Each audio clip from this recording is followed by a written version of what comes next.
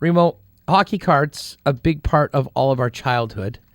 I think there was sort of a big boom in the 90s and then a crash. You've been known to rip open a pack every now and then, have you not? I bought a pack. I like to buy a pack of baseball cards when the season starts. Nothing crazy. I just go buy the cheapest ones. I mean, $2-3.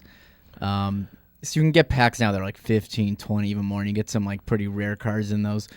But the thing is, I got them, and I used to, put them in binders and organize them by team. But now I kind of just have them in a case, and I don't really know what to do with them. Use them as bookmarks, maybe. I have like boxes and boxes of all of like those crappy like Fleer and Donruss when the entire market was so saturated. Anyways, let's talk about it right now and welcome in Anwar Ali, who had a really interesting piece in the Globe and Mail last week on the coming of Connor McDavid and what it may do for the industry. Anwar, thanks for doing this. How are you? I'm well. How are you? Thanks for having me on the show. No problem. It's our pleasure. We're great. This is it's crazy around here right now. Our station here in the south side of the city is not too far away from Investors Group Field, or Winnipeg Stadium, as FIFA calls it. And the first matches here in Winnipeg of the World Cup have begun. The U.S. plays tonight at 6:30, and it is a complete takeover, an invasion, if you will, of U.S. soccer fans. So it's a pretty fun place to be. But, of course, lots to get to and discuss. And with the draft coming up in a couple weeks, we'll, of course, be there on TSN 1290 with you all through the weekend. Connor McDavid, front and center. And, there hasn't been as much hype for a player, really, since Sidney Crosby. And you had a real interesting piece in the business side of the Globe and Mail on what a player, a generational player like a Crosby and hopefully a McDavid can do for an industry. Maybe if you wouldn't mind, just start off with the history of things, because as I mentioned before, hockey cards and collectibles in general had a huge boom about 20 years ago, but then there was a real significant crash and a ton of players left the market. Yeah, so I guess where we stand right now is what you can call the modern age of hockey card trading. And as you said, in the mid-90s is when we hit rock bottom, when the valuations of hockey cards completely tanked.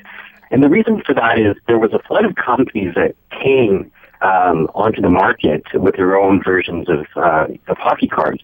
And so there's a lot of competition, but they were producing cards at really high volumes, which diluted the value of all the cards that were out there. So, of course, what happened since then is a massive consolidation, and in particular under one brand, which is Upper Deck. A few of the companies folded, but Upper Deck is the reigning champ, so to speak. They took OPG under their umbrella, and they're now producing. They're the exclusive licensee of hockey cards from the league and from the NHLPA. So what has happened since then? There's the vintage years, the 20s, the 30s, up until the 50s and 60s, where hockey cards have retained their value. But the cards that were produced during the so-called dark ages of the year, the late 80s, mid 90s, when all these other companies jumped in, those cards are virtually worthless. Even if it's a top-notch player, a high-caliber player, a lot of those cards are hardly worth, even a mint rookie card would hardly be worth $20. Yeah. Sorry, go ahead. Yeah, so that's where we stand today. There's one brand producing the NHL cards, and valuation is pretty fickle right now. Anwar Ali is with us discussing the collectibles market. And you know what's interesting, and this was another thing you hit in your piece. I mean, those of us of our vintage, we remember all, hockey cards, baseball cards, all that stuff. But really that whole collectibles business has changed in a lot of ways, so that there certainly is a sports component to it. But, whether it was things years ago, I guess like Pokemons and role-playing games, those sort of things, there's a whole new aspect of these cards that have really become far more valuable to these small businesses than the sports cards over the last decade or so. Right, that's exactly it. They've become more lucrative in terms of overall sales. So, for example, a lot of the shopkeepers that I talked to, they had owned the shops for a couple of decades. And when they started off, a lot of them had been selling hockey cards almost exclusively. Now, that hockey cards represent maybe about anywhere from between 5 to 15% of their sales. So you can see the drastic change in terms of their sales numbers. So Anwar, when you've been speaking with these store owners, how excited they are for Connor McDavid?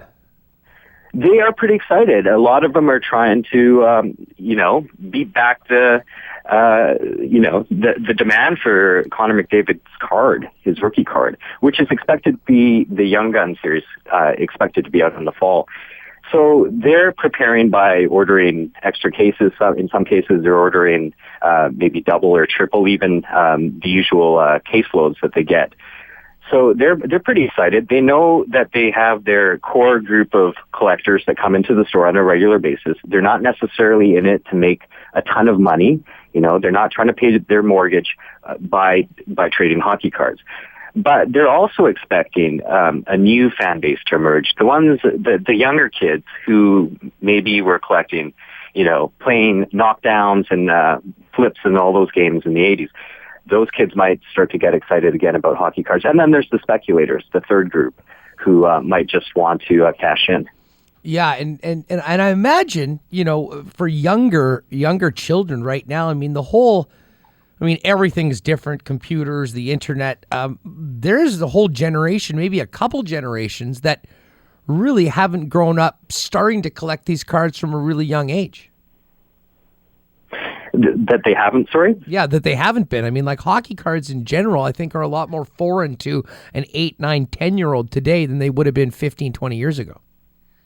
Right. So I was speaking to a purist group of collectors, and these guys are collecting cards that are vintage, so anything from the 60s and older.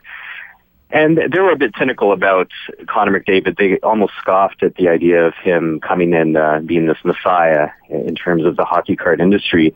And they weren't really fazed too much by him coming into the league, because that wasn't, they're more focused on the vintage cards.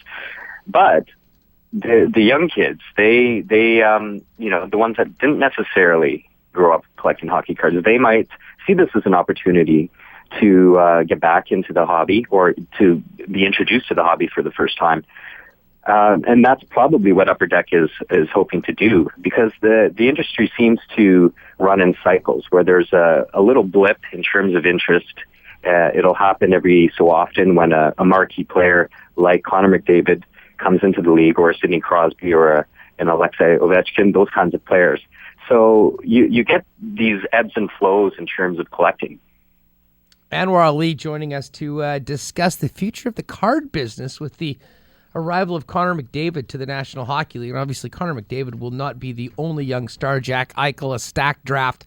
That Young Gun series from Upper Deck will be highly sought after. Edward, do you know anything about the scarcity of the cards? One of the things that caused that crash was just, the glut of product that was out there. And, you mentioned a great example here.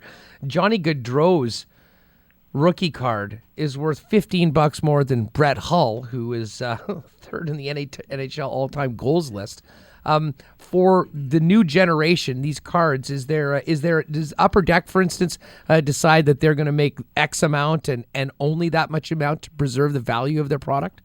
Well, when I spoke to Upper Deck, they were pretty coy in terms of what their production run would be for any given season. So they said they were sticking to their guns. They said that they would produce whatever the market demanded, which is a pretty arbitrary thing to say, I think. I would suspect that they've learned their lessons from the Dark Ages. They're trying to keep the cards somewhat scarce because they realize that there is some value associated with it. But that's the Johnny Gaudreau example was a good one in terms of comparison to how people think about hockey card trading and the market.